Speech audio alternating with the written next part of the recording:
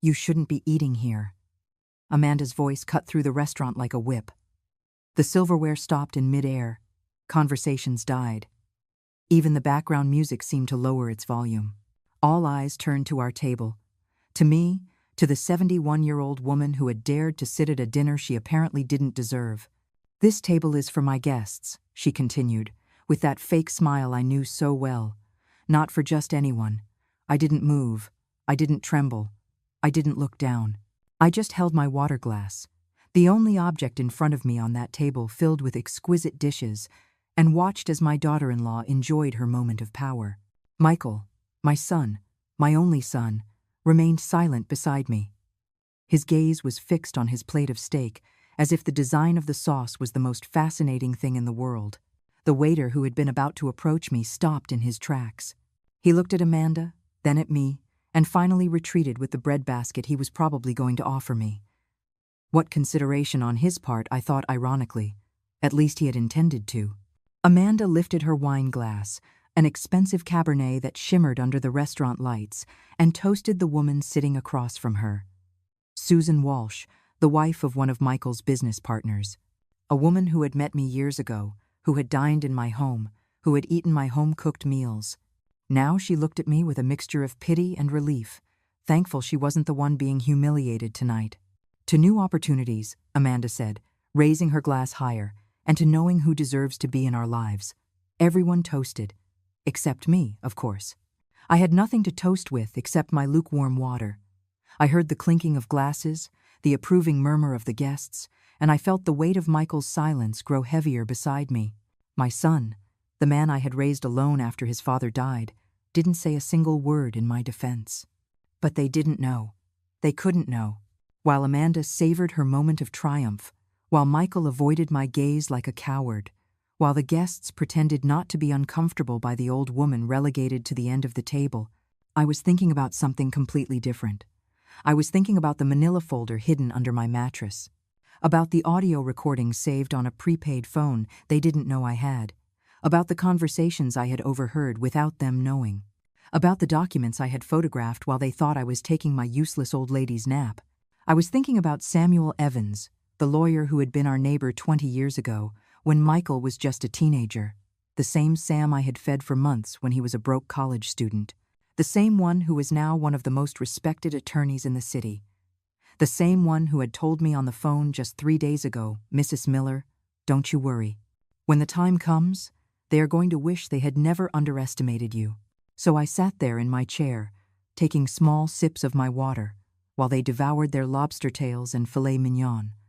I watched them laugh, toast, and celebrate what they believed was their victory. Amanda ordered a chocolate lava cake that cost $40. Michael nodded at everything she said, like a trained dog. The guests chatted about their upcoming vacations, about investments, about properties. And I just thought, they don't know that I already have everything prepared. No one noticed when I raised my hand to ask for the check. No one paid attention when I took out my own wallet, that old leather wallet that had belonged to my husband.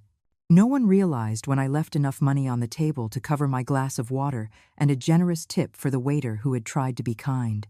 I stood up slowly, with the dignity that 71 years of life had taught me. My chair made a small noise against the floor. Michael looked up for the first time all night, surprised. Amanda stopped talking mid-sentence. The guests looked at me with curiosity. "Excuse me," I said, my voice clear, firm, without tremors or tears. "I have to leave. I have an important meeting very early tomorrow morning." Amanda laughed. A short, dismissive laugh. "A meeting? You? Please, Helen, don't be ridiculous." I smiled. A small, almost imperceptible smile, but one I felt down to my bones. "Yes, Amanda, a meeting. With my lawyer. I think you and Michael should consider finding one soon, too." The silence that followed was different from the last one. This one wasn't uncomfortable. It was ice cold. Amanda's mouth opened, but no sound came out. Michael turned pale, his knuckles white around his fork. Susan Walsh left her glass halfway to her lips. I didn't wait for answers. I didn't need to see their faces of confusion turn to panic. Not yet. That would come later. I took my coat from the back of the chair, put it on carefully, and walked toward the restaurant exit with my back straight and my head held high. Behind me, I heard the murmuring begin, the whispered questions. Amanda's high-pitched voice, trying to laugh it off as if it were all a joke. Michael's low voice, asking what I had meant by that. But I kept walking. I crossed the restaurant feeling every stare on my back. I pushed open the glass door and stepped out into the cool night. The air filled my lungs like a breath of freedom. I paused for a moment on the sidewalk, looking at the city lights. For the first time in months, I felt something close to peace. It wasn't joy yet, it wasn't victory, but it was the beginning of something. The beginning of their end. The beginning of the start of my real life. I took my phone from my purse and dialed a number I already had memorized. "Sam?" I said when he answered. "Yes, it's me. It's done. I did what you said. I planted the seed. Now let them drown in their own paranoia." I heard his soft laugh on the other end of the line. "Perfect, Mrs. Miller. I'll see you tomorrow at 9. We'll go over every document. When we're finished, that house will be so protected they won't even be able to ring the doorbell without a court order." I hung up and put the phone away. I raised my hand to hail a passing cab. As I got in, I cast one last look at the restaurant through the illuminated window. I could see Amanda gesticulating wildly. Michael, with his head in his hands. The guests looking uncomfortable, wanting to escape a situation that had suddenly turned toxic. I smiled again. This time, more broadly. "It's just beginning," I murmured to myself as the cab pulled away. "This is just beginning." The cab dropped me off in front of my house 20 minutes later. The house that had been my home for 43 years. The same one where I had raised Michael. Where I had mourned my husband's death. Where I had celebrated birthdays and Christmases that now seemed to belong to another life. A life where I still believed a son's love was unconditional. I opened the door and the silence greeted me, as always. A silence that no longer scared me, that no longer made me feel alone. I had gotten used to it. I turned on the living room light and everything was exactly as I had left it. The blanket folded on the sofa, the photographs on the mantel. Michael as a child, smiling with missing teeth. Michael at his graduation, hugging me with pride. Michael on his wedding day, with Amanda on his arm, and me beside them, still believing that my daughter-in-law would accept me as part of their new family. How naive I had been. I sat in my favorite chair, that rocking chair I had bought at a garage sale years ago, and closed my eyes. The images began to arrive, as they always did when I was alone. The memories that had brought me to this night, to that restaurant, to that public humiliation they believed was their triumph. Everything had started to change 3 years ago. Not all at once, not with a dramatic event. It was gradual, like rust eating away at metal, unnoticed until everything falls apart. At first, it was the visits. Michael used to come see me every Sunday. He'd arrive with pastries, sit in this very living room, and tell me about his work, about his plans. Amanda came with him sometimes, always in a hurry, always looking at her phone, but at least she came. I would cook for them. I'd make the pot roast that Michael had loved since he was a kid. I'd bake the apple pie that my husband used to say was the best in the world. Then Sundays became every other week. The excuses were reasonable. Too much work, social commitments, exhaustion. I understood, or at least I pretended to. I sent them food in Tupperware containers that were never returned. I'd call to see how they were. Michael answered in one-word answers. "Yes, Mom. No, Mom. I'll call you later, Mom." Then it was once a month. Then every 2 months. Until one day I realized it had been 6 months since my son had last walked through my front door. But I kept calling, kept asking, kept being the mother who waits, who understands, who doesn't complain. Because that's what they taught women of my generation. That love is shown with silence. That a good mother doesn't bother. That we should be grateful for the crumbs of attention they give us. The first time Amanda showed her true colors was on my 69th birthday. I had planned a small dinner at my house, nothing elaborate. I just wanted to see my son, share a moment together. I cooked his favorite meal. I bought a bottle of wine that had cost me $50. More than I usually spent, but it was my birthday, and I wanted everything to be special.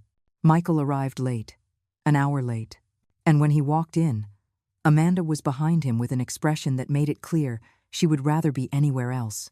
They didn't bring a gift, not even a card. Michael muttered a happy birthday, Mom, while checking his phone, and Amanda sat on the edge of her chair as if she were afraid of catching poverty. They ate quickly. Amanda barely touched the food. She said something about watching her figure, about home-cooked food being too heavy. Michael didn't contradict her. I served the cake I had baked that morning, and Amanda refused it. Too many calories, she said with a smile that wasn't a smile. Besides, we have an important dinner in an hour. We can't stay. They left before I could even blow out the candles. I was left alone in my kitchen, looking at the untouched cake, the empty chairs, the food I had prepared with so much love that they had barely touched. I cried that night. I cried like I hadn't cried since my husband died, but I still didn't understand what was really happening. I still thought it was my fault, that maybe I was too demanding, that maybe my house wasn't elegant enough for the new life Michael and Amanda were building. Then came Christmas of that same year. I had saved for months to buy them gifts. An expensive dress shirt for Michael, the kind he wore now for his business meetings. A French perfume for Amanda, which I had seen on her vanity the last time I visited their apartment. I spent almost $400 in total, money that my pension check barely covered, but to me it was worth it. They were my family, my only family. I arrived at their apartment on the afternoon of Christmas Eve. I had taken 2 buses to get to that neighborhood where everything cost twice as much. I rang the doorbell with the gift bags in my hands, excited to spend Christmas Eve with them. Amanda opened the door. She was wearing an elegant black dress, perfect makeup, high heels. She looked me up and down, and I saw her expression change from surprise to disgust in less than a second. "Helen," she said, not opening the door all the way, "we didn't know you were coming." "I called last week," I answered, confused. "Michael told me I could come for dinner." She sighed. A long, exaggerated sigh, as if I were a problem that had appeared at the worst possible moment. "We have guests. Important people. Michael's partners. We can't have. It's not a family dinner." I stood frozen in the hallway. Behind Amanda, I could hear laughter, soft music, the clinking of glasses. A party. They were having a Christmas party, and I wasn't invited. "But it's Christmas Eve," I murmured, feeling my voice break. "I know," Amanda said impatiently. "That's why we have guests. Look, just leave the gifts here. Michael will call you tomorrow or the day after." And she closed the door. Just like that, I was left standing in that elegant hallway with my gift bags in my hands, listening to the party continue on the other side. I heard Michael's voice.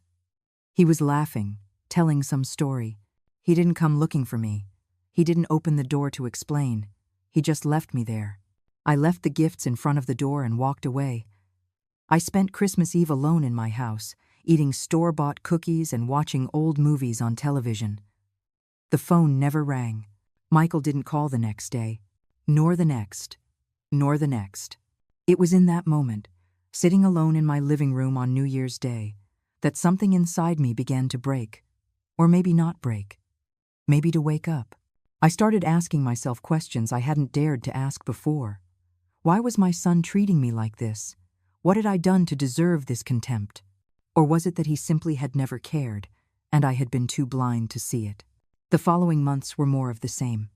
Unanswered calls, ignored messages, vague excuses when he finally did pick up. And then came the day that changed everything. The day my eyes opened completely, and I saw the truth that had been hidden in front of me all this time. It was a Tuesday afternoon. I had gone to the bank to cash my pension check, $1,200 a month. It wasn't much, but with what I had saved over the years and the house paid off, I could live with dignity. As I left the bank, walking toward the bus stop, I saw them, Michael and Amanda, coming out of a real estate agency across the street. I hid behind a lamppost, feeling ridiculous but unable to stop myself. I watched them talking to the agent. Amanda was pointing at something on some papers. Michael was nodding. They looked excited. Happy. Happier than I had seen them in years. Curious, I crossed the street when they left. I went into the agency, pretending to be interested in a property. The agent, a young man named Dario, was very polite. I asked him what kind of properties they had available. He showed me several listings, and then, trying to sound casual, I asked about the couple who had just left. "Oh yes," he said, smiling. "They're looking for a house, something big, at least $300,000. They said they're going to have the down payment soon because they're about to receive an inheritance." An inheritance. The words cut through me like glass. I was still alive. I was still here. What inheritance were they talking about? I left that agency with my legs trembling. I sat on a bench in the nearby park, trying to breathe, trying to understand. And then it all started to make sense. The visits that stopped, the contempt, the coldness. It wasn't that they didn't love me anymore. It was that they were waiting for me to die. They were waiting to get my house, my savings, everything I had built over a lifetime. That night, in my house, I didn't cry. The crying was over. In its place, I felt something new, something cold and clear, a determination I didn't know existed inside me. If my son and his wife were planning my end, I was going to make sure the only end they witnessed was that of their own plans. I spent 3 days without sleep after that conversation at the real estate agency. 3 days turning their words over in my mind. An inheritance. $300,000. They were counting on my death, as if it were a business deal, as if I were an investment that would soon pay off. On the 4th night, Michael called me. It was strange, because I hadn't heard from him in weeks. His voice sounded casual. Too casual. "Mom? How are you?" "I'm fine, son," I replied, trying to keep my voice normal. "And you?" "Good, good. Hey, Amanda and I were thinking. It's been a while since we saw you. What do you think if we come visit you this Sunday?" My heart sped up. Something was wrong. After months of ignoring me, they suddenly wanted to see me. "Of course, son. I'll be waiting for you." That Sunday, they arrived on time. That was also strange. Michael was never on time. Amanda was carrying a large designer handbag, one of those that cost more than my monthly pension check. They came in smiling, being polite, asking about my health with an interest I hadn't seen in years. I made coffee and served them the pastries I had bought that morning. We sat in the living room, and for 20 minutes, everything was normal. Too normal. They talked about the weather, about their jobs, about some neighbors I didn't know, and then Michael cleared his throat. "Mom, we need to talk about something important." I felt my stomach tighten. "Tell me." "It's about the house," he said, looking around. "This house is too big for you all alone, and you're getting older. What if you fall? What if you have an emergency and no one is around to help you?" Amanda nodded with a concerned expression. So fake it almost made me laugh. "We've been researching, Helen. There are wonderful places for people your age. Communities where you'd have company, medical care, activities. Nursing homes?" I asked directly. Michael shifted uncomfortably. "They don't call them that, Mom. They're senior living communities, very dignified places. With your pension, you could afford a basic one," Amanda continued. "And if you sell the house, you could be in a much better one. One with gardens, with 24-hour nurses." There it was, the plan. They wanted me to sell my house, the house my husband and I bought after years of saving, the house where I raised my son, the house that was the only thing I had left. "I don't want to sell my house," I said in a calm voice. "Mom, be reasonable." Michael leaned forward. "What are you going to do here alone? This house needs maintenance. The roof has leaks. The pipes are old. Where are you going to get the money for repairs?" "I'll manage." "Don't be stubborn." Amanda's voice lost some of its fake sweetness. "Think about what's best for you. In a community, you'd be safe, taken care of. Here, you're isolated, abandoned." The word abandoned left her mouth so easily. As if she wasn't part of the reason I was alone. As if she hadn't built a wall between my son and me. "I need to think about it," I said finally. Michael sighed in frustration. "There's not much to think about, Mom. It's common sense." They left half an hour later, leaving brochures for retirement homes on my coffee table, brochures that ended up in the trash as soon as I closed the door. But something else remained, a cold, hard certainty. They weren't just waiting for me to die. They were trying to speed up my exit from this house, from this life I had built. That night, I couldn't sleep. I lay awake in my bed, staring at the ceiling, and then I heard something, a noise coming from outside. I got up slowly, my heart pounding in my chest, and went to the window. Nothing. The street was empty. But as I was walking back to my bed, I noticed something strange. My purse was open. I always left it closed on the small table by the entrance. Always. I went to it, my hands trembling. My wallet was still there. My ID, too, but something was missing. The spare keys to my house, the ones I kept in an inner compartment of the purse. They were gone. I sat on the sofa, processing what this meant. Michael and Amanda had been here. They knew where I kept my purse. One of them had taken those keys while I was in the kitchen making coffee. Now they had access to my house whenever they wanted. The next day, I hired a locksmith. I asked him to change all the locks. It cost me $200 I hadn't planned on spending, but I didn't care. When he finished, I felt a little safer. A little. But I knew this was only the beginning. 2 weeks later, a letter arrived. It was from the bank.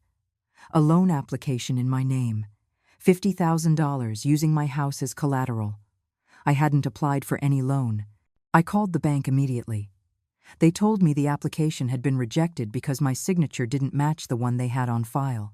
But someone had tried. Someone had tried to forge my signature to get money using my property. I didn't need to be a detective to know who it had been.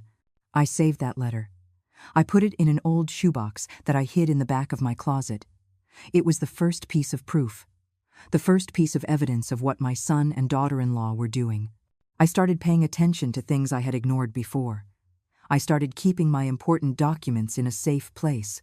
The deed to my house, my will, my bank statements. I put everything in that box. And I started writing down dates, times, conversations. A month later, Michael visited again. This time, he came alone. He brought Chinese takeout, the kind that costs $20 that he knew I liked. He sat with me. He acted like the son I remembered from years ago. He asked me how I was. He told me about his work. He almost convinced me it had all been my imagination, that maybe I was just being paranoid. Then, as if it were an afterthought, he pulled some papers from his briefcase. "Mom, I need you to sign something." "What is it?" "It's a power of attorney. Just so I can help you with your things if you ever need it. If you have to go to the hospital, or if you need someone to manage your finances for a while." I took the papers. I read them slowly, even though my eyes weren't what they used to be. Durable power of attorney. That meant he could do whatever he wanted with my money, with my house, with me. He could sell my property. He could put me in any facility. He could empty my bank account. "I'm not signing this, Michael." His expression changed. The mask fell for a second, and I saw something in his eyes I had never seen before. Anger, frustration. "Mom, it's for your own good. What if you get sick? What if you become incapacitated? If that happens, we'll see. But I'm not signing anything now." He stood up abruptly. The papers fell to the floor. "You're impossible. You know that? Impossible. Stubborn. We're trying to help you, and you fight us every step of the way." "Help me?" I looked at him steadily. "How did you help me when I spent Christmas alone? How did you help me when you closed the door in my face on Christmas Eve? That was different. We had commitments. You always have commitments, except when you want something from me." Michael picked up his papers with jerky movements. "You know what, Mom? Do whatever you want. Stay here alone in this old house. Wait for something to happen to you and for there to be no one to help you. But don't come crying to us later." He left, slamming the door. I sat there in my living room, trembling, but not from fear, from something different, from determination, because now I knew for sure. My son wasn't worried about my well-being. He was worried about my money. That night, I did something I had never done. I searched online for how to hire a private investigator. I had no idea how much it cost. I didn't know if my pension would cover it. But I needed to know exactly what they were planning. I needed concrete proof, because if they were going to play dirty, I had to be prepared. I found several ads. I chose one that seemed professional but not too expensive. A woman named Elaine Price. Her website said she specialized in cases of family fraud and elder abuse. Perfect. I called her the next day. My voice was trembling when I explained my situation. She listened in silence, and when I finished, she said something I'll never forget. Mrs. Miller, you did the right thing by calling. What you're describing is more common than you think. And if your suspicions are correct, we need to act quickly before they do something irreversible. We agreed to meet at a coffee shop the next day. I brought her all the documents I had saved. The letter from the bank, the noted dates, the retirement home brochures, everything. Elaine reviewed every paper with professional attention. When she finished, she looked up and met my eyes with a mixture of compassion and determination. Mrs. Miller, I'm going to be honest with you. What we have here are clear indicators of attempted fraud and possible financial abuse. I need your authorization to investigate your son and daughter-in-law. I'll need to follow them, document their movements, see who they're meeting with. It's going to cost $1,000 up front, and then $500 a week. $1,000. Almost my entire monthly pension. But what choice did I have? Do it, I said without hesitation. I need to know the truth. Elaine Price began her investigation the following Monday. I went on with my normal life, or at least I tried to. I got up early, made my coffee, watered the plants, watched the news, but inside, every fiber of my being was on high alert, waiting, watching, preparing for what was to come. The first week, Elaine called me 3 times to report her findings. Michael and Amanda had visited 4 different real estate agencies. In all of them, they asked the same thing. How much could a house like mine be worth in the current market? The answers varied between $250,000 and $300,000. My house. The house I was still living in. The house they were already selling in their minds. There's more, Elaine said in the 4th call. I followed him to a law firm, one that specializes in estates and wills. They were in there for almost 2 hours. Were you able to find out what they discussed? I have a contact at that firm. He owes me a favor. Give me 1 more day. The next day, Elaine came to my house with a manila folder. Her expression was grim as she sat across from me at the kitchen table. Mrs. Miller, what I'm about to tell you is not easy to hear. Tell me. I need to know. She opened the folder and took out several papers. They consulted on how to obtain legal guardianship over an elderly person. Specifically, they asked what's needed to declare someone incapacitated, unable to manage their own affairs. The words landed like stones in my stomach. Incapacitated. Yes.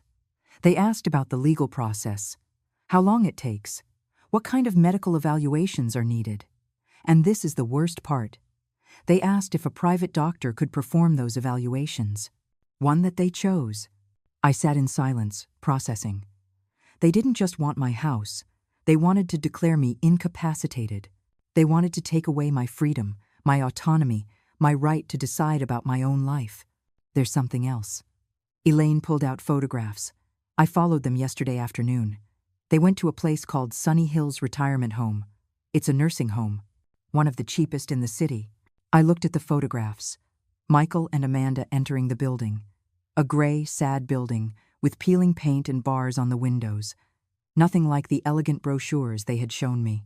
I spoke to an employee who works there, Elaine continued. She told me a young couple came in asking about the costs. The place costs $1,000 a month. Basic. No frills. They were told that they accept people with pensions who can pay the residents directly. My pension. $1,200 a month. If they put me in there, they would control the remaining $200. And they would have my house to sell.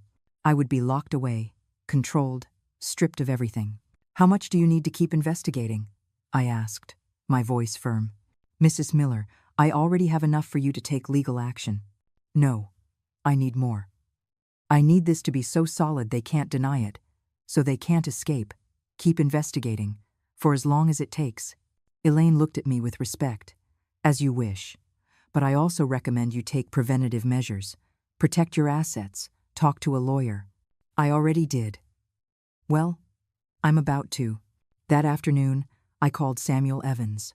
I hadn't spoken to him in years, but I remembered his mother had given me his number when we ran into each other at the market months ago. She had told me, if you ever need legal help, My Sam is right here in the city. He's a good lawyer. And he never forgot what you did for him. What I did for him was simple. When Sam was a law student, he lived in the apartment next to ours. He was a thin boy, always with books under his arm, always studying. His family was poor. He worked at night and studied during the day. More than once, I saw him eating plain bread. So I started cooking extra. Every time I made chicken, I saved a plate for him. When I baked, I brought him something. It wasn't charity. It was just being human. Mrs. Miller, his voice sounded surprised when I explained who I was. Of course I remember you. How are you? I need your help, Sam. I need a lawyer. And I need someone I can trust. Tell me where and when. I'll be there.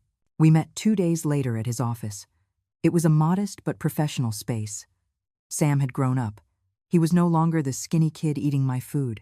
He was a man in his 40s, in a formal suit with an intelligent gaze. But when he saw me walk in, he stood up and hugged me like I was his own mother. Mrs. Miller, tell me everything. I told him. Every detail. The real estate agency, the stolen keys, the attempted fraudulent loan, the power of attorney papers, the visit to the estate lawyer, the nursing home. Everything. Sam took notes, his expression growing more serious. When I finished, he leaned back in his chair and let out a long sigh. Mrs. Miller, what you're describing is a clear-cut case of elder financial abuse, possible attempted fraud, and conspiracy to commit unlawful imprisonment. Can I do something? You can do a lot. First, we are going to legally shield everything you own, your house, your bank accounts, any investments or savings. We're going to create an irrevocable trust, which means that even if you wanted to, you couldn't sell or gift those assets without the approval of the trust administrators. And those administrators will be me and another attorney from my firm. How much is this going to cost? Sam smiled. Mrs. Miller, you fed me for 2 years when I had nothing. You treated me with dignity when others looked at me with pity. How much do you think that's worth? You don't owe me a cent. I'm doing this because it's the right thing to do. I felt tears burning my eyes, but I didn't let them fall. Not yet. Thank you, Sam. There's something else we can do, he continued. We can set a legal trap, make them incriminate themselves. But to do that, you're going to have to be very brave. You're going to have to confront them. You're going to have to record conversations. Get them to admit their plans. Are you willing to do that? Yes. Whatever it takes. For the next 2 weeks, my life became a performance. Sam taught me how to use a small recorder that fit in my jacket pocket. He taught me what questions to ask, how to steer a conversation so the other person would reveal information without realizing it. I practiced in front of the mirror. I practiced my expression of a confused old woman, my trembling voice, my apparent frailty. If they saw me as a weak, naive old woman, I would use that perception against them. The first test was when Michael came to visit on a Wednesday afternoon. He came alone again. I had the recorder in the pocket of my apron. My heart was beating so hard I was afraid he could hear it. Hi, Mom. I brought your favorite magazine, he said, leaving a crossword puzzle book on the table. Thank you, son. How thoughtful of you. I'll make us some coffee. We sat down. We talked about trivial things for 10 minutes. Then, as if I had just remembered, I said, Michael, I've been thinking about what you said, about the house. I saw his eyes light up. Yes, you're right. It's too big for me alone. And the repairs. I don't know if I can keep paying for them. Exactly, Mom. I'm glad you're being reasonable. But I'm scared, I said in a soft, vulnerable voice. If I sell the house, where will I live? We already told you. In a community.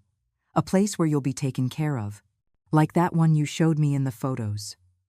Sunny Hills. Michael tensed for a second. How do you know about that place? I saw the brochure you left last time. It looks like a good place. It is. Adequate. It has what you need. And how much does it cost? Don't you worry about that. Your pension will cover it. And the money from the house? Where will that go? Here it came. The important part. Sam had told me to pay attention to how he would answer.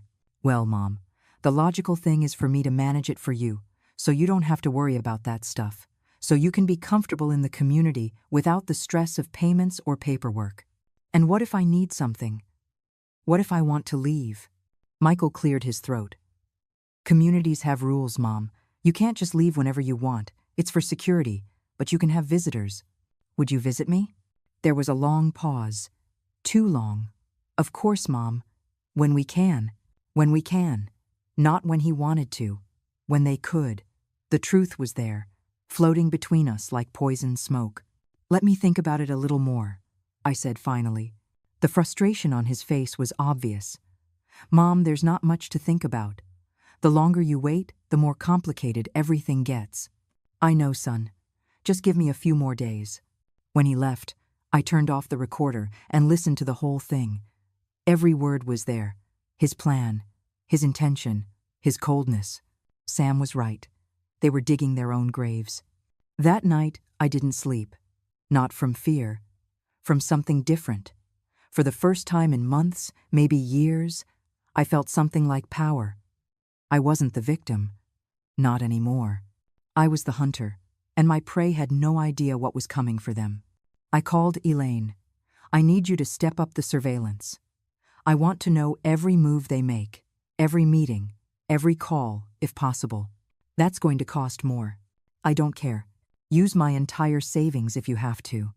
This has to be perfect, because I was building something, not just a defense, a trap, a net so tight that when they finally fell into it, there would be no way out, and the perfect moment to close that net was coming.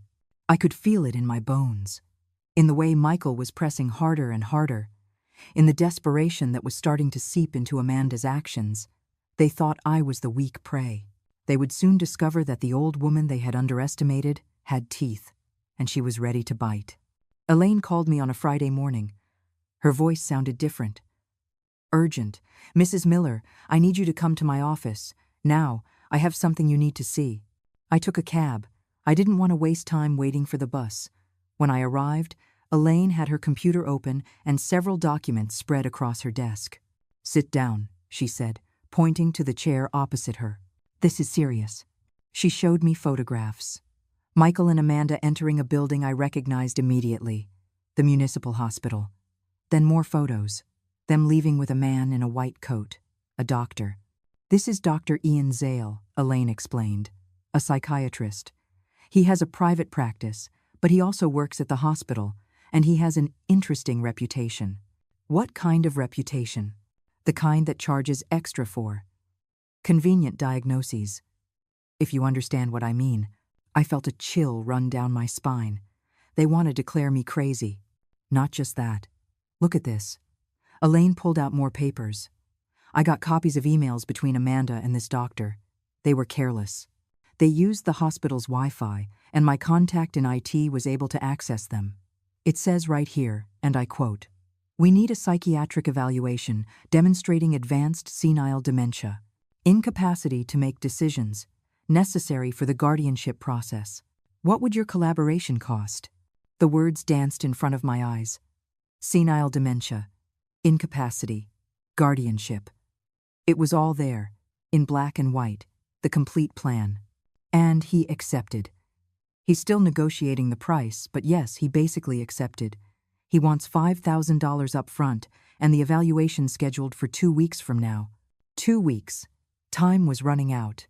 If that doctor evaluated me and signed a paper saying I was demented, Michael could use that to take everything from me. My house, my freedom, my life. We have to act, I said, my voice firm. Now. We can't wait any longer. I agree. Do you have an idea of how you want to do this? Yes. I'm going to give them exactly what they want. I'm going to make them think they've won. And then I'm going to destroy them in front of everyone. That afternoon, I went to see Sam. I showed him everything Elaine had discovered. He reviewed every document with a lawyer's precision. When he finished, he whistled softly. "Mrs. Miller, this is enough to charge your son with fraud, conspiracy, and attempted unlawful imprisonment. That doctor could lose his license, and Amanda can be charged as an accomplice. I don't just want legal charges, Sam. I want real justice. I want them to lose everything, just like they wanted me to lose everything. Sam smiled, a smile that reminded me of the smart kid he used to be. Then we're going to do this right. We're going to plan every detail. And I need you to promise me something. What? That you won't hesitate, that when the time comes, you'll be as tough as you need to be, because your son is going to cry, he's going to beg, he's going to say he's sorry, and you have to stand firm. I looked him in the eye. My son ceased to exist the day he decided to see me as an obstacle instead of his mother. The man I'm going to confront is a stranger who happens to have my blood. I won't hesitate. Good. Then here's what we're going to do. Sam pulled out a calendar. He marked a date 3 weeks in the future. This day is going to be your 72nd birthday. We are going to throw a dinner, a celebration. You're going to invite Michael, Amanda, and any other family members you think are necessary. You're going to tell them you have an important announcement to make. What kind of announcement? You're going to tell them you've finally made a decision about the house, that you're going to sign all the necessary papers, that you're ready to move into the community. That will make them come. It will make them feel safe, confident. And then we're going to give them the show of their lives. But before that, we need to prepare a few things. First, we are going to legally transfer your house into that irrevocable trust. That means that even if you wanted to, you couldn't sell it or give it away. And my bank accounts? Same thing. Everything protected. Second, we're going to make certified copies of all the evidence, the emails, the recordings, the photographs, everything.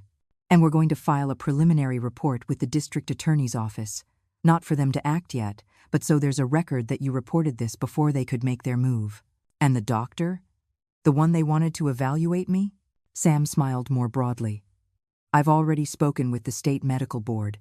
They have an ethics department. I passed them the information. They are very interested. Very interested. That doctor won't be able to do anything to you. And he'll probably lose his license before the month is over. I leaned back in the chair, feeling it all start to take shape. A plan. Solid. Complete. Unbeatable. And at the dinner? What's going to happen? Exactly? It will be simple. You'll start by saying you have an important announcement. You'll make them suffer a bit. You'll talk about how difficult this decision has been. And just when they think they've won, when they're smiling and toasting, you're going to drop the truth, all the evidence, everything we know, in front of witnesses. Witnesses? Yes. We're going to invite some key people. Neighbors who know you. Maybe a distant relative. People who can testify later about what they saw and heard. And I'll be there too, as your attorney, to make sure everything is legal. And after? After, Mrs. Miller, you're going to get your life back. You're going to break with the people who betrayed you. And you're going to start over, on your own terms. I left Sam's office with something I hadn't felt in years. Hope, real, solid. For the first time since this all began, I felt like I wasn't just going to survive, I was going to win. I spent the following days preparing. I called Michael and told him exactly what Sam had advised, that I had made a decision, that I wanted to celebrate my birthday with a special dinner, that I had an important announcement to make. Michael could barely contain his excitement. Of course, Mom. Absolutely. Where do you want it to be? At a restaurant? No. Here. In my house. In the house where I raised you. One last dinner in this place. There was a silence. Then, whatever you want, Mom. We'll be there. I hung up the phone and looked around my living room. The walls that had seen so many years of my life. The good and bad memories that lived in every corner. In 3 weeks, everything would change. In 3 weeks, my son would discover that the old woman he had underestimated was much stronger than he ever imagined. The 3 weeks passed like both a sigh and an eternity. Every day I woke up with a clear purpose. I rehearsed my words in front of the mirror. I practiced my expression, my tone of voice. Sam was right. This had to be perfect. The morning of my birthday dawned clear and cold. I got up early and started cleaning the house. Every corner, every surface. I wanted everything to be spotless, not for them, for me. This house was my testimony, my fortress. And tonight, it would be the stage for my victory. At 2 o'clock in the afternoon, Sam arrived with 2 other people. A woman in her 50s with a serious expression and a leather briefcase. This is Amara Vallejo, my partner. She will be present as a legal witness to everything that happens tonight. The other person was a young man with a discreet camera. This is Luis. He's going to document everything, audio and video. He'll be in the next room, but his equipment will capture every word. Is it legal to record without them knowing? I asked. In your own home, with your consent, documenting what could be a confession to crimes against you? Completely legal, Amara replied in a professional voice. We spent the afternoon preparing. Luis installed small microphones in strategic places in the living and dining rooms, button-sized cameras hidden among the knickknacks on the mantel, all invisible to an untrained eye. At 6 o'clock, the guests began to arrive. First came Susan Walsh, my neighbor from years ago. I had invited her, telling her I wanted to celebrate surrounded by people who truly knew me. She brought flowers and a sincere hug. Then came Mr. Russo, the man who owned the corner store, a 75-year-old man who had known me since I moved into this neighborhood. Mrs. Miller, it's an honor to be here, he said in his gravelly voice. There were 6 people in total, besides Michael and Amanda, who hadn't arrived yet. Enough witnesses. Enough of an audience for what was to come. Sam moved discreetly through the house, checking that everything was in order. Amara sat in a corner of the living room, observing everything with a lawyer's eyes. Luis had disappeared into the back room, from where he would control all the recording equipment. At 7 o'clock, the doorbell rang. My heart sped up, but I kept my expression calm. I opened the door, and there they were. Michael in a gray suit that probably cost more than my pension for 2 months. Amanda in a tight red dress and heels so high I wondered how she could walk in them. "Happy birthday, Mom," Michael said, giving me a quick kiss on the cheek. His voice sounded happy. Too happy. As if he were already celebrating his victory. Amanda handed me a wrapped box. "A little something for you, Helen." I took it without opening it. I knew that whatever was inside had no real value. It was just part of their performance. They entered the living room, and their expressions changed slightly when they saw the other people. "I didn't know there would be other guests," Michael said with a forced smile. "I wanted to celebrate with people who have been important in my life," I replied in a soft voice. "Susan, Mr. Russo, some friends from the neighborhood. I hope you don't mind." "Of course not," Amanda lied, though her eyes said otherwise. She had expected an intimate dinner where they could manipulate me without witnesses. We all sat around the dining room table. I had prepared simple but plentiful food: roast chicken, rice, salad, homemade bread. Nothing fancy, but made with my own hands. Perhaps the last meal I would ever make for my son. During dinner, the conversation was superficial. The weather, the news. Susan told stories about the neighborhood. Mr. Russo talked about how the city had changed in recent years. Michael and Amanda smiled and nodded, but I could see the impatience in their eyes. They wanted to get to the announcement. They wanted to hear the words that would make them rich. After the main course, I stood up. Silence fell over the table. All eyes turned to me. "I want to thank you all for being here tonight," I began, my voice clear. Turning 72 is a privilege not everyone gets. I've lived a long life. I've seen good things and bad things. I've loved. I've lost. I've learned. Michael leaned forward in his chair. Amanda had her hands clasped on the table, her knuckles white with anticipation. As some of you know, I've been thinking a lot about my future, about this house, about what's next for me in the years I have left. I saw Amanda give Michael a discreet nudge. He nodded almost imperceptibly. And after much reflection, I have made an important decision. The silence was so thick, I could hear my own heart beating. Michael and Amanda were on the edge of their seats. Susan looked at me with concern. Mr. Russo had his brow furrowed. "I have decided," I continued, letting each word fall like a drop of water in a silent pond, "that this house stays with me, that my savings stay with me, that my life stays with me." Confusion flickered across Michael's face. "What?" "But Mom, you said you had an important announcement. You said you'd made a decision." And I did. The decision to never let myself be manipulated again. Amanda laughed nervously. I don't understand what you're talking about, Helen. No one is manipulating you." "No?" I took the small recorder from my pocket and placed it on the table. Then maybe you can explain this. I pressed play. Michael's voice filled the dining room.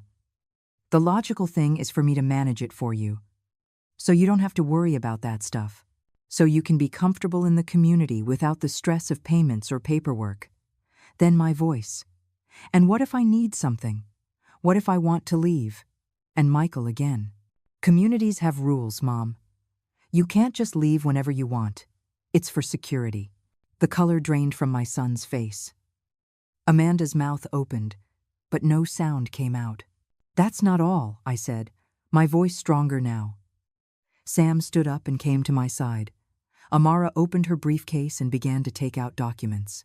Ladies and gentlemen, Sam said in his professional voice, my name is Samuel Evans, and I am Mrs. Helen Miller's attorney. What you are about to witness is the presentation of evidence of attempted fraud and financial abuse against a senior citizen. Everything said here is being recorded with the consent of the property owner and will be used as legal evidence. Michael shot to his feet. This is absurd. Mom, what is this? What's happening? What's happening, Michael, is that I found out. Every lie, every plan, every betrayal. Amara began passing documents across the table.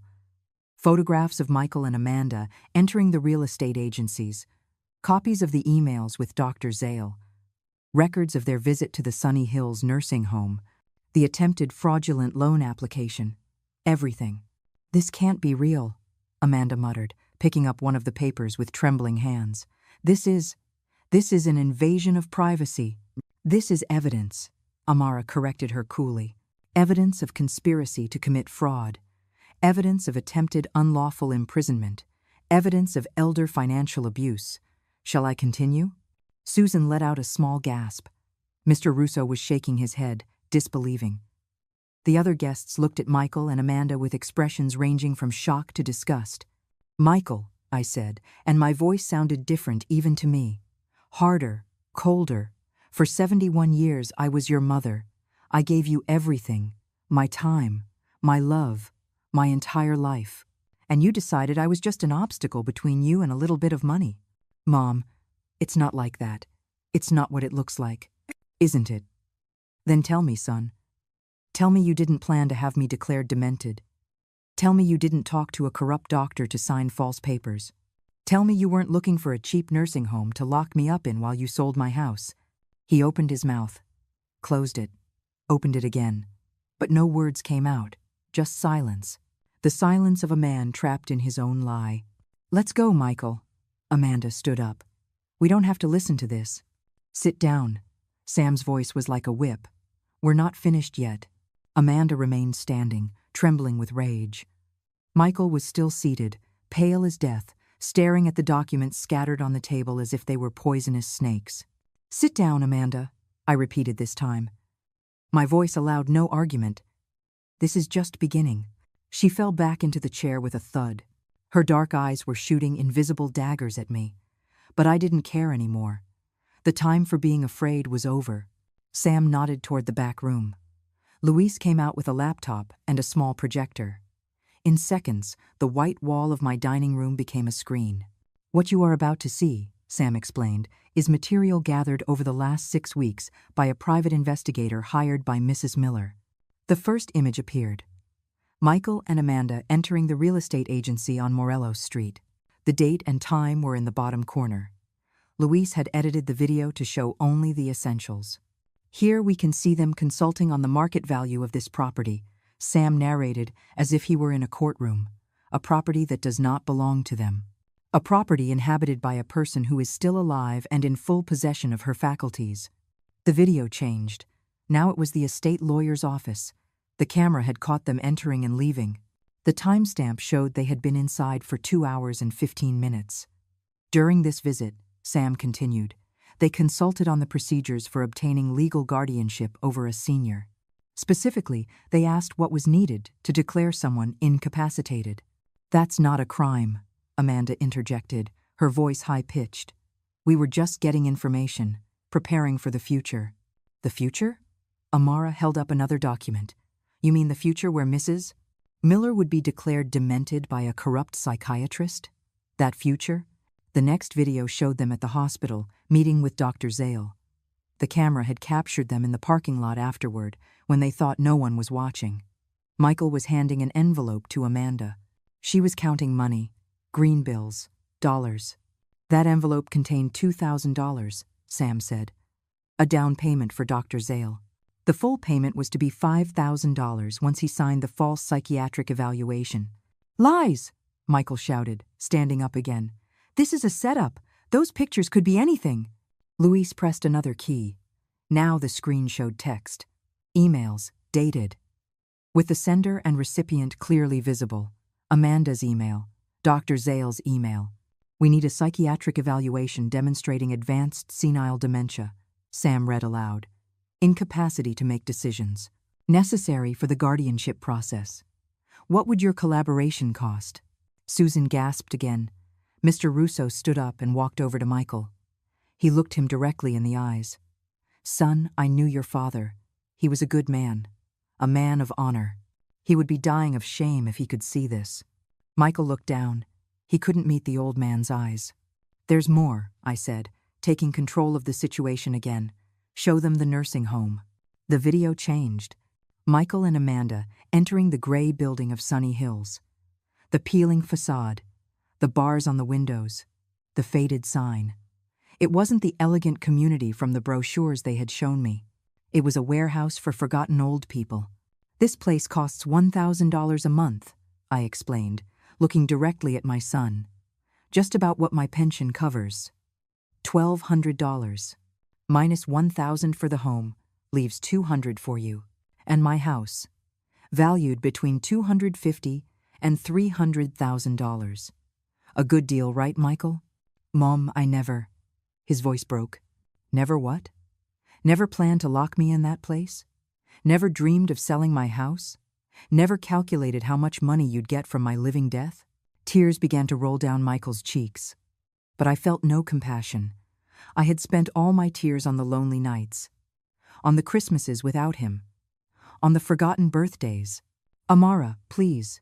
Show them the last document, I asked. Amara produced an official paper. It had the bank's letterhead. This is the report of an attempted fraudulent loan application. $50,000, using this property as collateral. The signature did not match the one on file, so it was rejected. But someone tried. Does either of you want to explain who it was? The silence was absolute. Only the sound of Amanda's ragged breathing and Michael's choked sobs. I have a theory, I continued. I believe Michael took my keys one of the times he came. Made copies. I believe you entered my house when I wasn't here. You looked for documents, photographed my deed, tried to forge my signature, and when that failed, you moved on to Plan B, declaring me insane. Mrs. Miller, Sam took the floor again. Do you wish to press formal charges against these individuals for the crimes of attempted fraud, conspiracy, forgery, and planning unlawful imprisonment? All eyes were on me. Michael looked at me with a mixture of terror and pleading. Amanda had lost all her arrogance. She looked like a cornered animal. Not yet, I answered. First, I want them to understand something. I walked over to Michael, stood in front of him. So close I could see the tears on his eyelashes. The same eyelashes I had wiped clean when he was a child and cried over a scraped knee. For 71 years, I was your mother. I carried you. I fed you. I took care of you when you were sick. I worked double shifts to pay for your school when your father died. I went without eating more than once so you would have food on your plate. Do you remember that, Michael? He nodded, unable to speak. And all that time, I believed I was raising a good man. An honest man. Someone who would take care of me when I needed it, just as I took care of him. But I was wrong. What I raised was a stranger. A stranger with my last name and without my heart. Mom, please. Don't call me Mom. You lost that right the day you decided I was worth less than a bit of money. I turned to the guests. Susan was crying silently. Mr. Russo's jaw was tight. The others looked on with expressions of shock and disgust. I want all of you to be witnesses to what I am about to say. Sam, Amara, make sure this is recorded. Sam nodded. Luis adjusted the camera from the other room. Michael Miller, I said, my voice firm and clear. From this moment on, You are no longer my son. I am disinheriting you completely. You will not receive 1 cent from me. Not one object from this house. Nothing. Amanda Miller, you are an accomplice to everything he planned. You are both dead to me." "You can't do that," Amanda shrieked, jumping to her feet again. "The law forces you to leave him something. We're family." Amara smiled coldly. "Actually, Mrs. Miller can dispose of her assets as she wishes, and she already has. Everything is in an irrevocable trust. Signed, notarized, legal. You have no claim to anything. Furthermore," Sam added, "given the material we have, you could be facing criminal charges. That depends on what Mrs. Miller decides. But I suggest you get a good lawyer, a better one than the one you consulted to rob an old woman." Michael fell to his knees in front of me, literally on his knees, his hands clasped as if in prayer. "Mom, please. It was a mistake. It was all a mistake. I love you. You're my mother. You can't do this." I looked down at him, this man in his 40s crying at my feet, and I felt nothing, not love, not hate, not even pity, just an empty space where my mother's heart used to be. "Get up," I ordered. "You don't have to act anymore. We both know the truth." He staggered to his feet. Amanda grabbed his arm, more to support herself than him. "You have 5 minutes to get out of my house," I said, looking at the clock on the wall. "If you don't, Sam will call the police, and we will turn over all the evidence tonight. Do you understand?" "This isn't over," Amanda threatened, finding some of her voice again. "We'll fight this. We'll sue you. You'll what?" I interrupted her. "Hire lawyers with what money? Buy your $300,000 house with what down payment? What exactly are you going to do?" They had no answer, because they finally understood. They had lost, completely, totally, with no chance of recovery. Michael walked toward the door like a zombie. Amanda followed him. Before leaving, my son turned back one last time. "Mom, get out," I said, without emotion, "and never come back." The door closed behind them. The silence that followed was deep, almost sacred. After the door closed, I stood in the center of my living room, staring at that piece of wood as if I could see through it. As if I could see Michael and Amanda walking down the steps, getting into their expensive car, and driving away from the life they had planned to steal. Susan was the first to move. She came over and hugged me without a word. I felt her tears on my shoulder. Mr. Russo came over too and put his rough hand on my arm. "You did the right thing, Helen," he said gravely. "The right thing isn't always the easy thing." The other guests said their goodbyes one by one, each with words of support, each promising that if I ever needed anything, I just had to call. When the last one left, it was just Sam, Amara, Luis, and me. "How do you feel?" Sam asked. "Empty," I answered honestly, "but also free. For the first time in years, I feel free." Amara began gathering the documents. Luis dismantled the recording equipment. Sam sat with me on the sofa. "We're not finished yet," he said softly. "This was just the confrontation. Now comes the legal part.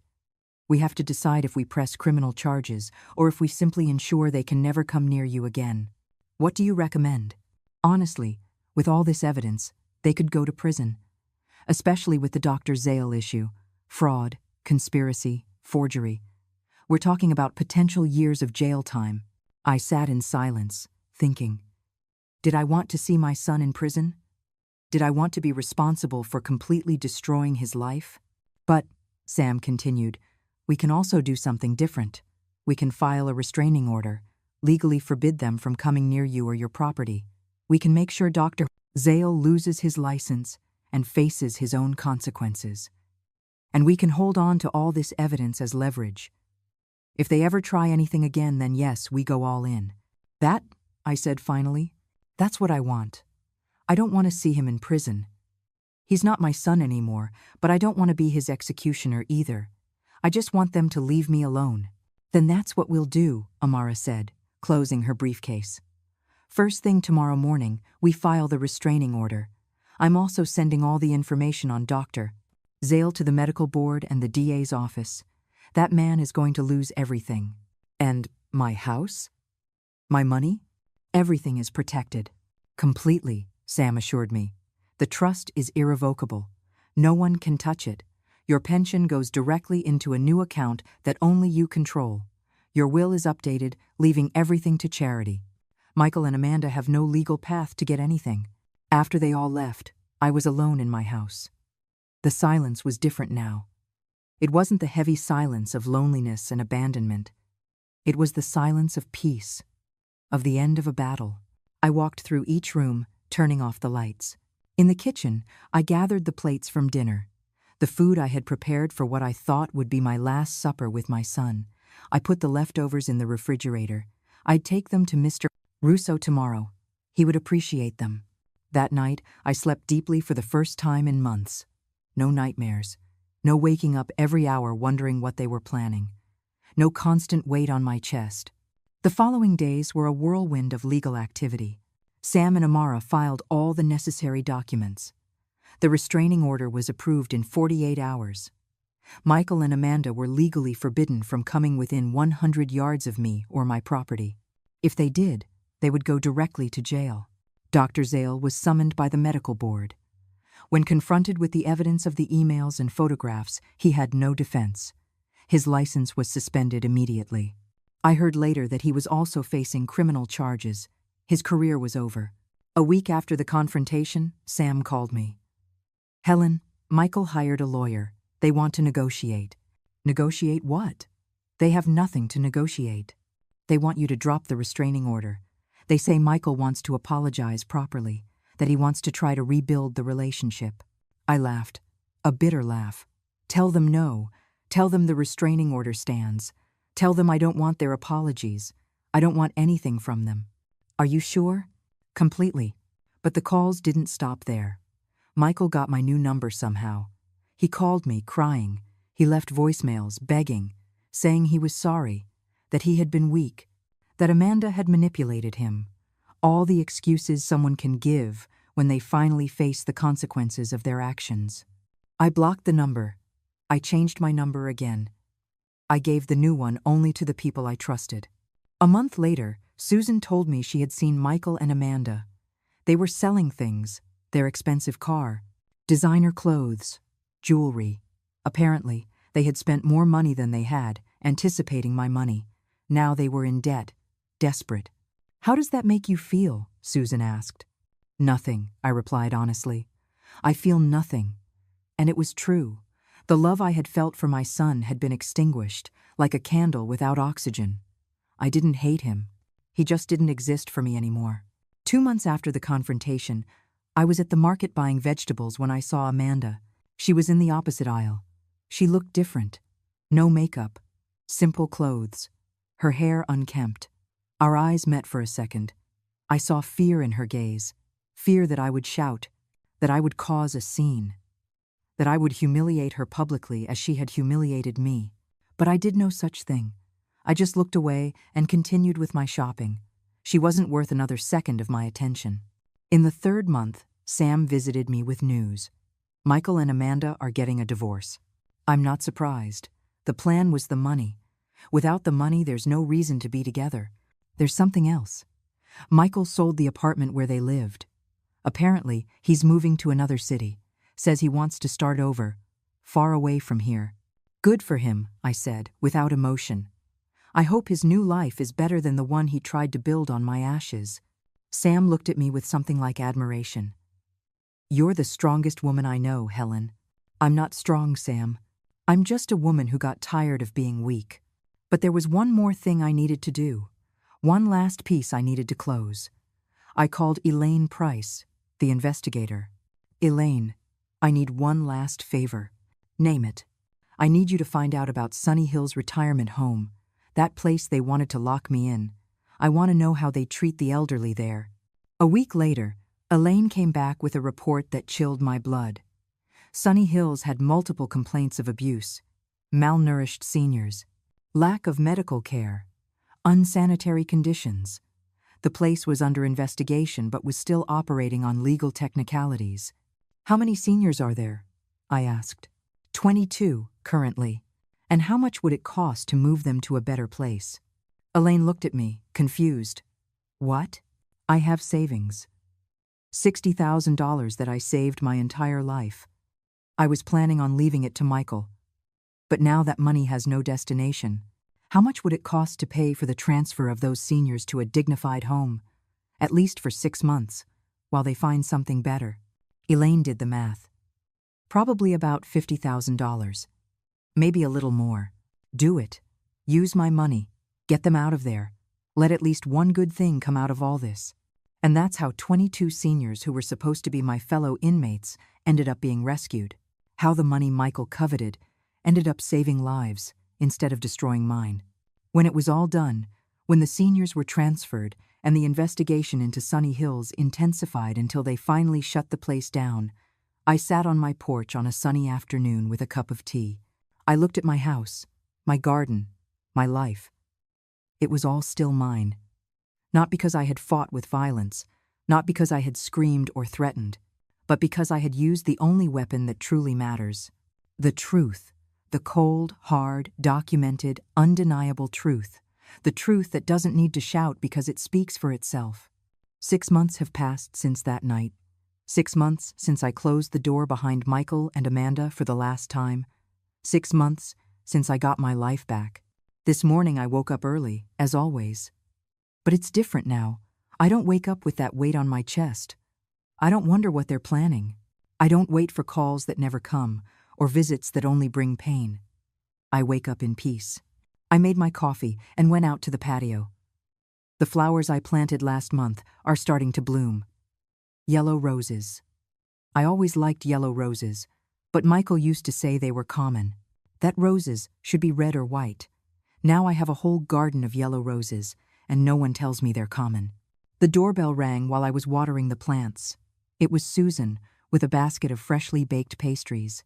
I thought we could have breakfast together, she said, smiling. I'd love that. We sat in the kitchen, the same one where I had served so many meals to a son who never appreciated them. But now that kitchen has new memories. Breakfasts with Susan, lunches with Mr. Russo, dinners with the ladies from the knitting group I joined last month. Did you hear? Susan asked, spreading butter on her pastry.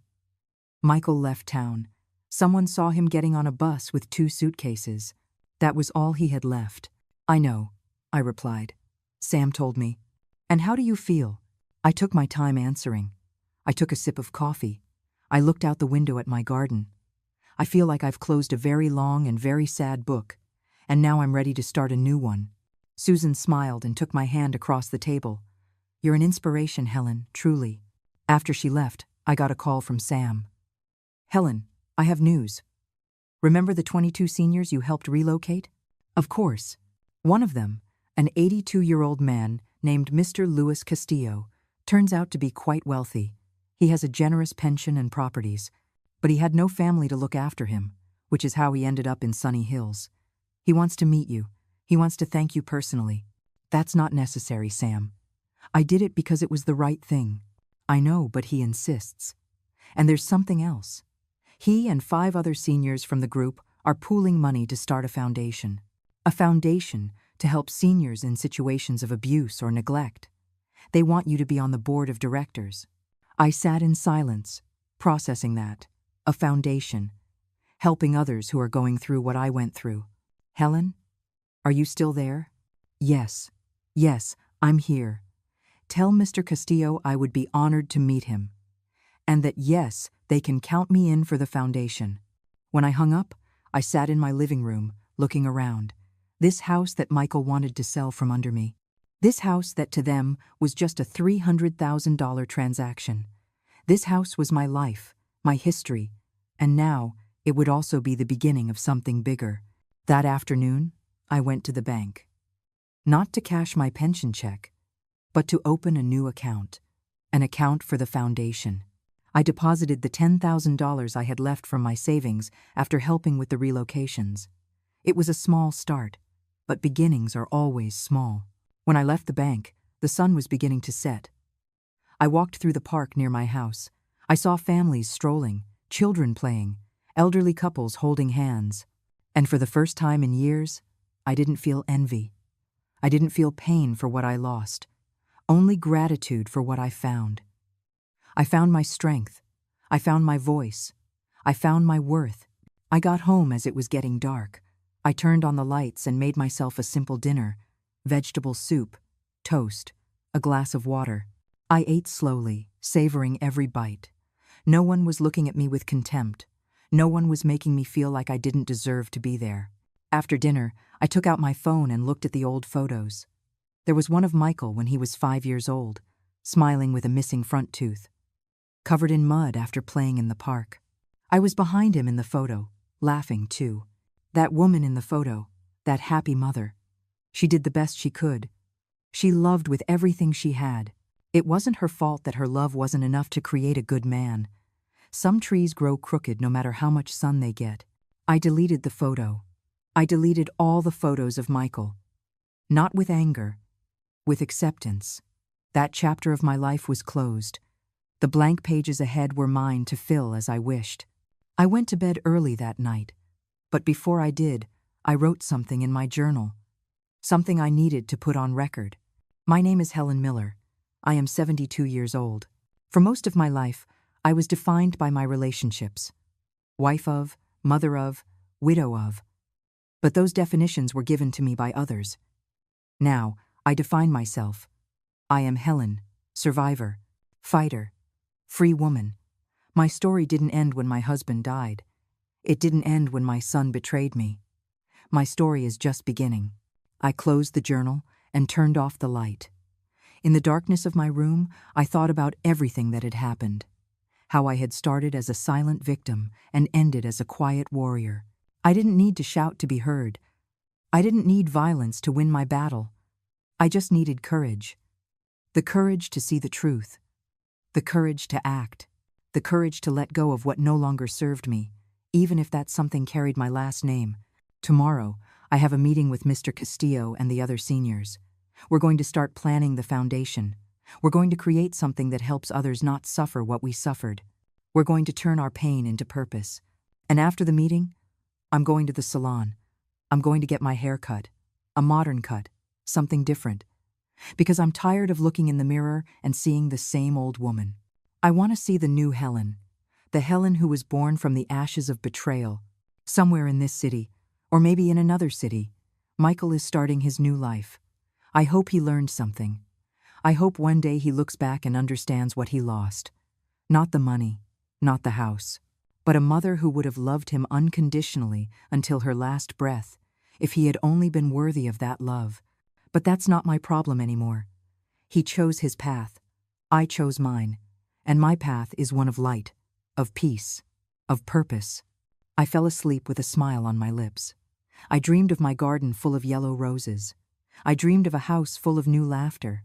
I dreamed of a life that was finally my own. Because, in the end, that's what this always was. Not a story of revenge, but a story of liberation. Of a woman who was lost and found herself. Of a mother who stopped being one so she could simply be Helen. My name is no longer tied to theirs. My story is no longer defined by their betrayal. My life is no longer in their hands. My name is Helen Miller. I am 72 years old, and my story is just beginning. This time, I'm the one writing it, in my own words, on my own terms. And no one, absolutely no one, can take that away from me. I woke up knowing that every day to come is a gift I gave to myself. I didn't wait to be saved. I saved myself. I didn't wait for justice from heaven. I built it with my own 2 hands. And if there's one thing I want other women to know, other mothers, other elderly women who are going through what I went through, it's this. It is never too late to defend yourself. It is never too late to say enough. It is never too late to take your life back. A mother's love is powerful, but self-love is more powerful still. And I finally learned to love myself more than I loved the idea of being a mother. That lesson took me 71 years to learn. But now that I know it, nothing and no one can take it from me. My name is not theirs anymore. My story is just beginning.